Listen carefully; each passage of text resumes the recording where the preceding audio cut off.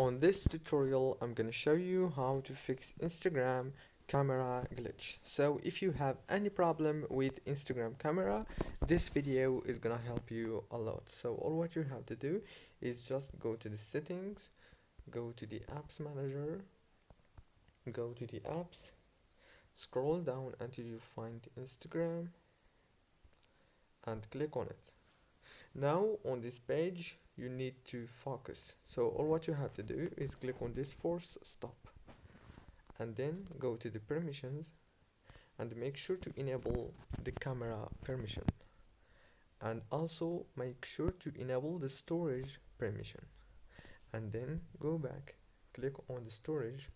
This is an optional step, so but I recommend to do it. Click on clear data and clear cache, go back, and now open the app details page. It will take you directly to Google Play.